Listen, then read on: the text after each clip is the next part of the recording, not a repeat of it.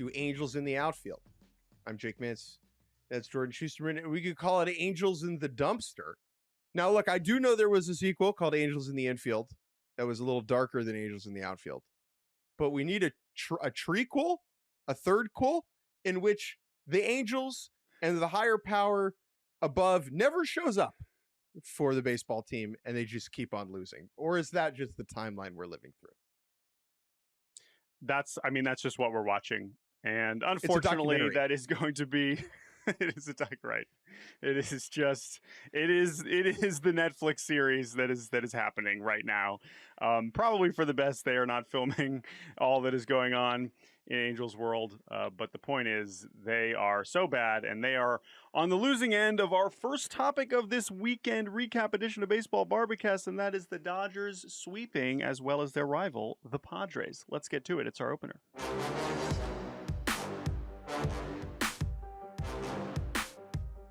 The Los Angeles Dodgers came into this rivalry weekend scuffling a little bit, not playing their best.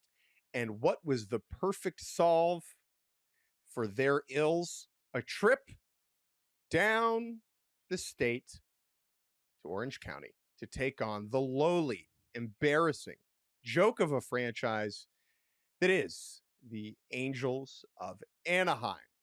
This was not close at any point. The Dodgers outscored the Angels 31-3 in this series, shutting them out in game one with a bullpen game. Homers from Andy Pias and Max Muncy in that one. Game two, Ohtani, 5 RBI, a homer from Mookie against Alek Manoah, who is throwing 86-mile-an-hour fastballs. Dodgers win 50-2. And then in game three, not that much closer, Roki Sasaki, best outing of the year for the Dodgers. They win 10-1 as they blast Grayson Rodriguez in his first start of the season.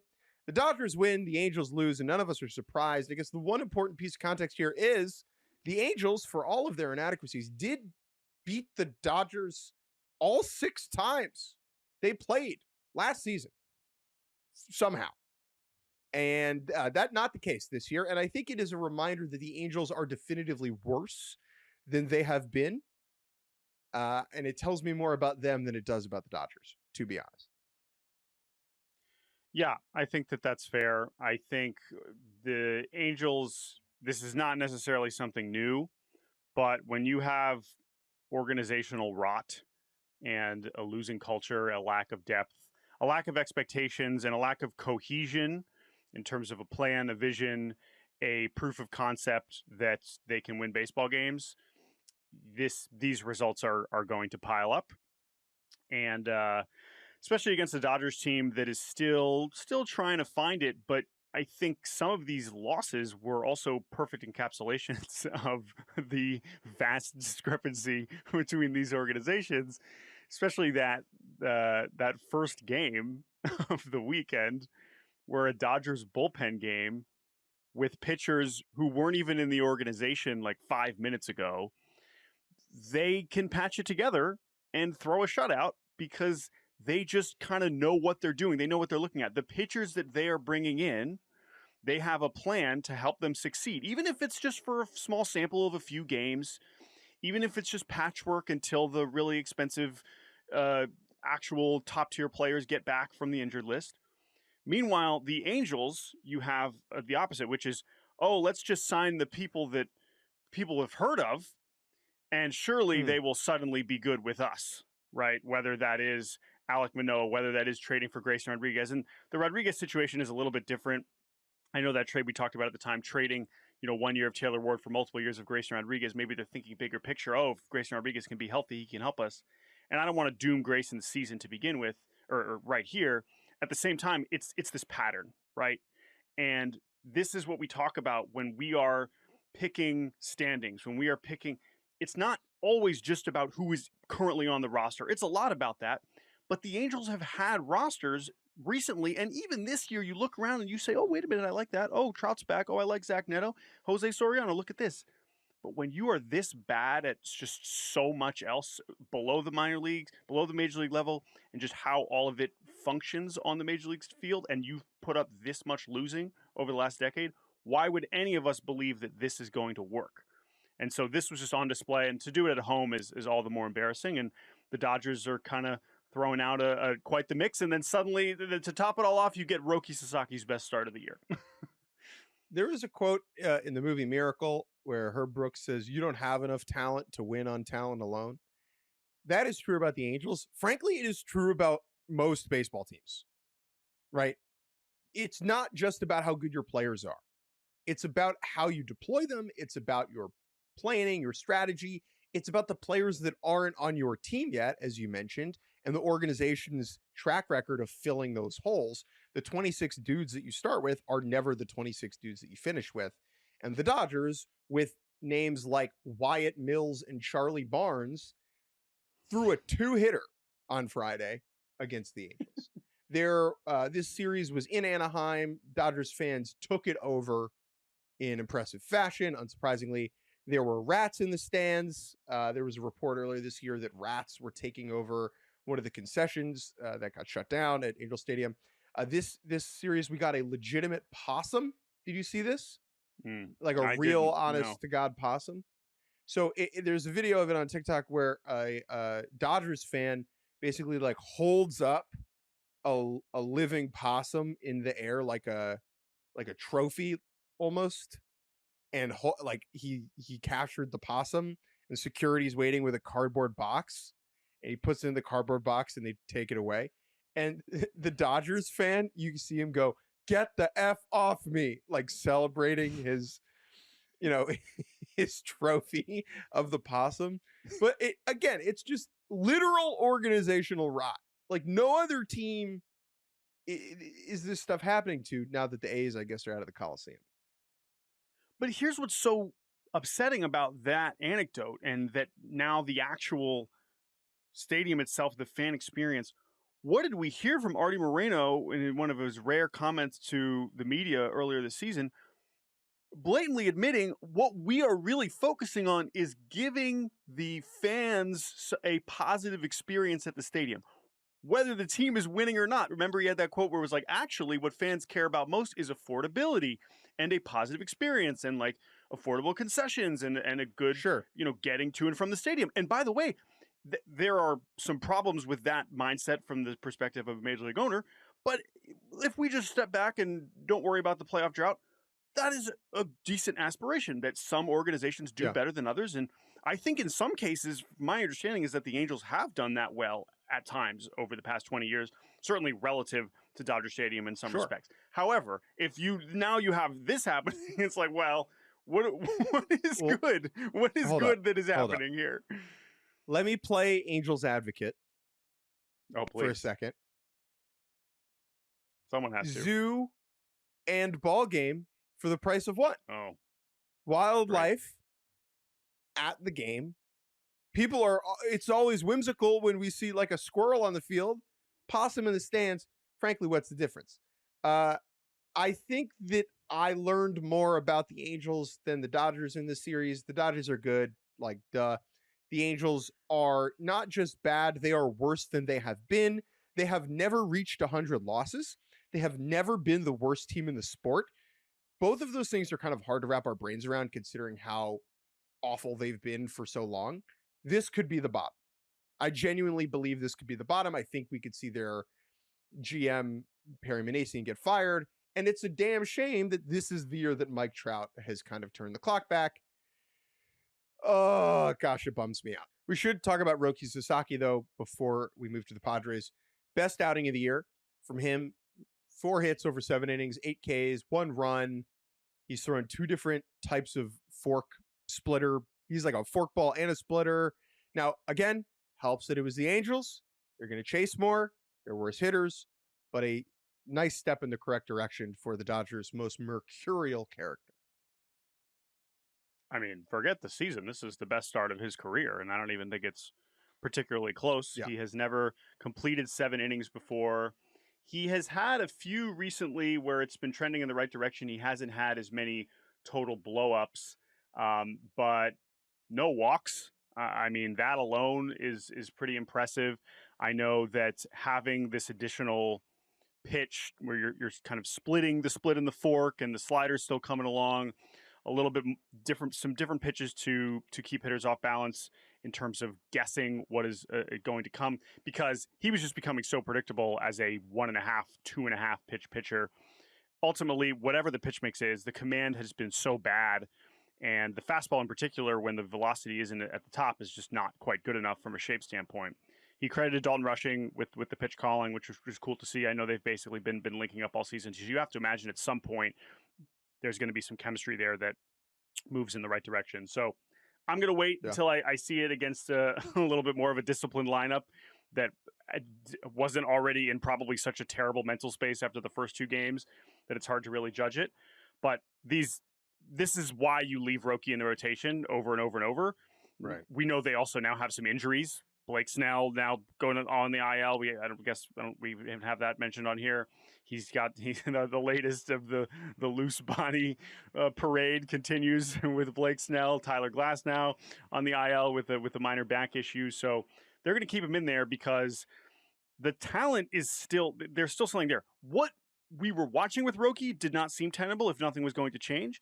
The players are allowed to change. Players are allowed to get better. And if Roki is healthy and he's able to put together a start like this is something to build on, a sample of success that he can now go back and be like, okay, this was working. How can I apply this against better hitters, against different lineups? Because before, he didn't have really any sort of large sample of success as a starter in the major leagues. So I think that's a really encouraging thing. And then, of course, Ohtani finally has another big weekend offensively after he'd been scuffling. The OPS to drop below 800. Now he has, I think, 5 or 6 hits, gets a homer. His OPS is back over 830, but same kind of thing. It's like, okay, let's see you do it against some better pitchers, but still encouraging for the Dodgers as well. Dodgers of the Padres, and then the Brewers coming up. Roki's next 2 starts will be Brewers on the road, and then Phillies at home on May 31st. Let's pivot to the Padres, who took all 3 games in the wonky, convoluted Eddie Vedder Cup over the Seattle Mariners this weekend.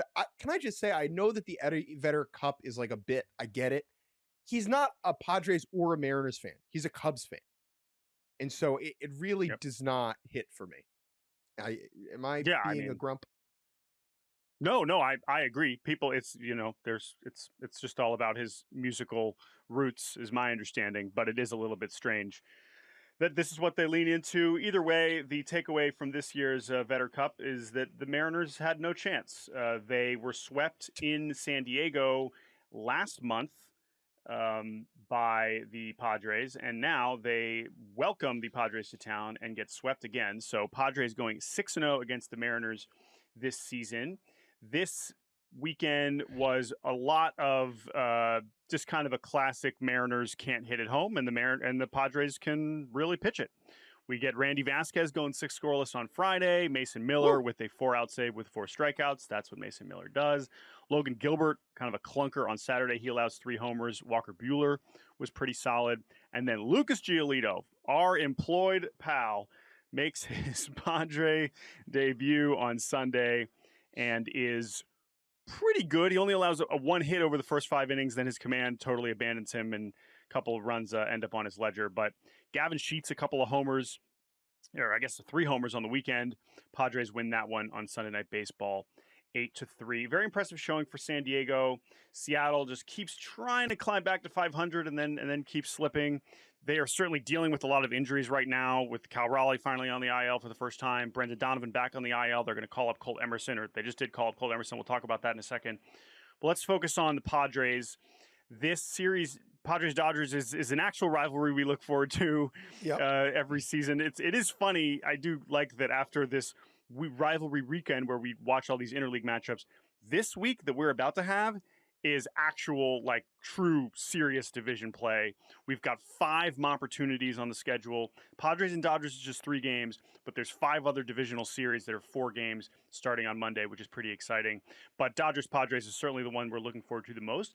And I got to say, like, this is a big opportunity for San Diego because despite their gaudy record, there's still part of them that I'm just like, okay, what are they actually that good? Because you look at the stats and there's not that much that pops in a way that some of these other teams, whether it's the Braves or the Cubs or the Yankees, and you look, you're like, wow, you got some players having huge seasons.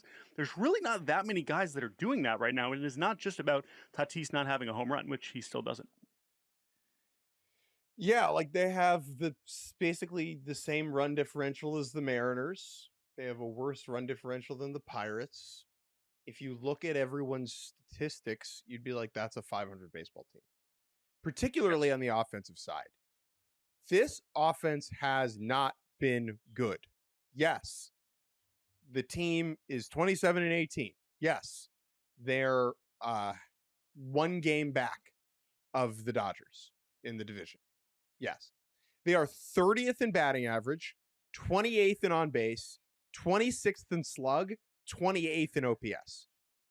Okay, that's not like a little fluke, some cold weeks. Like, this is one of the worst offenses in the sport. The San Diego Padres have one of the worst offenses in the sport. They have a lot of famous guys, and they've all been bad. Machado, Merrill, Tatis, Cronenworth, Nick Castellanos have all been just bad at hitting. Gavin Sheets, Luis Camposano, and Ty France are carrying this offense. Miguel Andujar, Xander Bogaerts, and Ramon Laureano have all been fine, like totally capable. Nice to see Bogaerts kind of level out. If he's this, that's totally okay. But really, it is Machado, Merrill, Tatis, Cronenworth. Like that quartet being Bupkis, I don't see how the Padres can exist this way for much longer and survive, because like even in the rotation has been impressive. It hasn't necessarily been dominant. No, not at all. And you know, their best starter from last year, arguably, I mean, I know Michael King was Pivetta, 4 starts, and he's been injured. You know, this is not necessarily King and Vasquez. We know Randy Vasquez is certainly one of the bigger starting pitching breakouts we've had this season. But he's not necessarily in the Cy Young conversation. He's just been like pretty good. He's like been a good pitcher. Will be. We'll try and manifest that. But no, it's been about Sheets. You mentioned France and Camposano. I mean, sure, but those guys have gotten 60, 80 plate appearances. It's not like those guys are in the lineup every day. Camposano on the injured list now too. So I think the big question about the Padres is, are these hitters actually not very good, or is this actually great news? And at least some of these guys are about to heat up and turn the Padres into an actual good team with the cushion of a very good record that they have managed to build so far this season. I think I still lean closer to that, but it's kind of hard to say. And this series against the Dodgers will be, this is the kind of one where you probably will need more than Gavin Sheets to beat the Dodgers. Maybe I'm wrong about that, but this is this will be a pretty legit test, and I'm glad they get to do this first series at home too. I think that's going to be pretty fun. Yeah. I'm, just for the record, worried about Machado. I don't think he's elite anymore. Everything that Dave Dombrowski said about Bryce Harper, he should have just said about Manny Machado.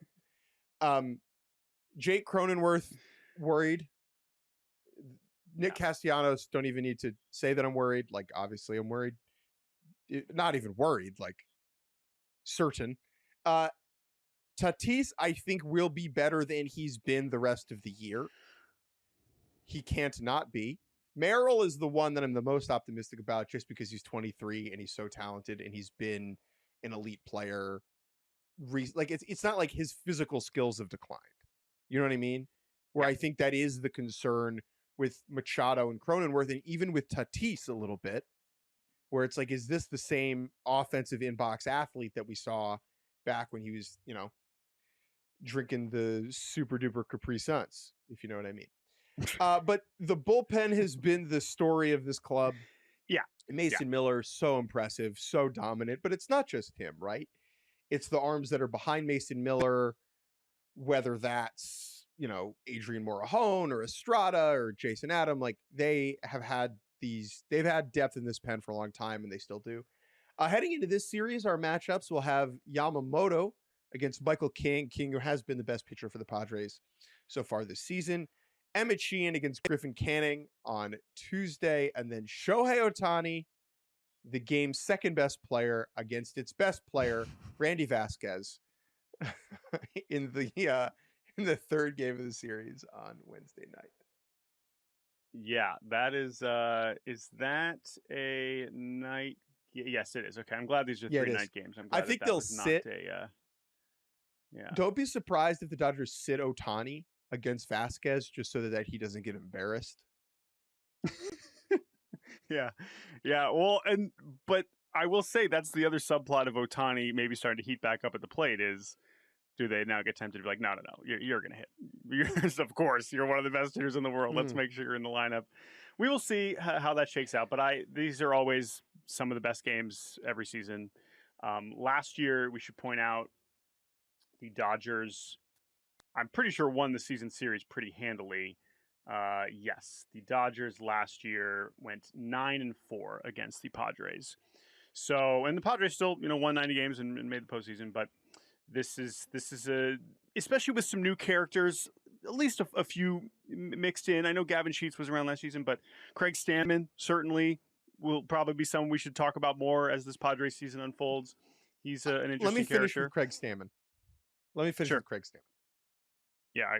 Craig Stammen is a good addition to the Padres and a good addition to our baseball lives. Craig Stammen is bad for the Padres-Dodgers rivalry because Craig Stammen is one of the nicest people on the planet. Like, Mike Schilt was a crapster. He was I'm not saying this in like a negative way. Like, Mike Schilt wanted the smoke. He wanted to piss people off. He wanted to get in the Dodgers' brains. He wanted to make things a thing. He wanted to make mountains molehills, or molehills mountains, rather. Yes. Craig Stammen's the opposite. So, like, if there's a situation where, like, someone is throwing, like, up and in on someone, and Mike Schilt would have, yelled across the dugout and called Dave Roberts a name, Craig Stammen's going to walk out onto the field and be like, Dave, I am so sorry from the bottom of my heart. We did not intend to do that. I like Craig Stammen, but if you want totally correct. You're totally correct. That's why it is going to depend on Manny Machado, Ramon Laureano. He can piss off some Dodgers for sure. That's true. That's true. There are some people on the roster, maybe even Castellanos. Gavin Sheets seems like a nice guy.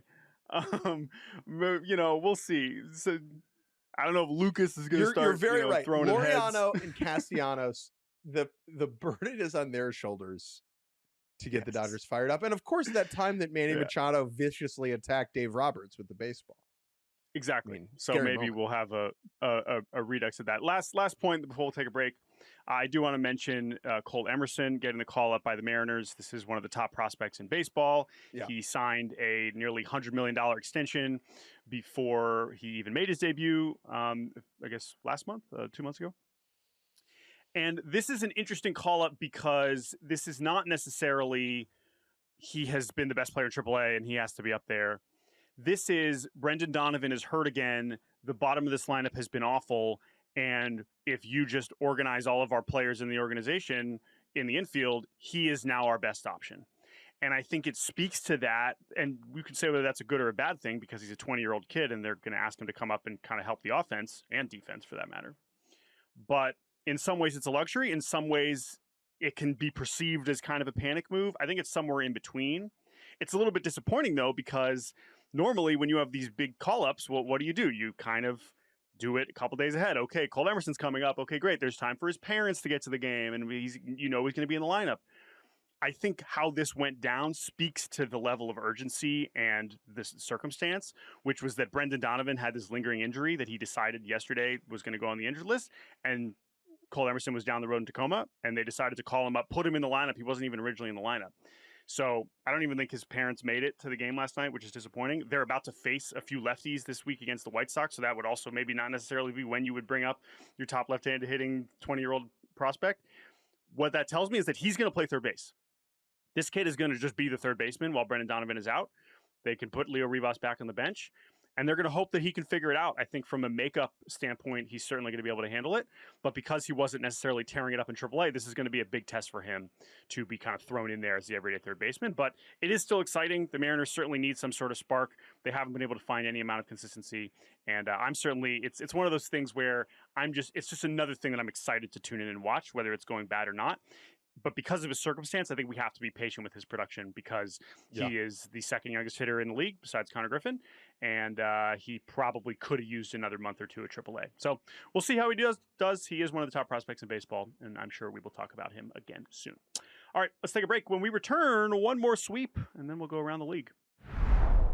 And welcome back to Baseball Bar-B-Cast. Those were 2 sweeps. Here's another one. The Phillies over the Pirates. Wow. The Philadelphia Phillies are back. They're alive. They've done it.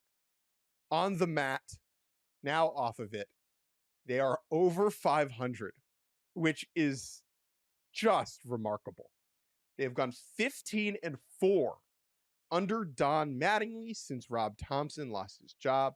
They are 16-5 since Zach Wheeler got off the injured list. And this weekend, they took all 3 games over the Pittsburgh Pirates in what was once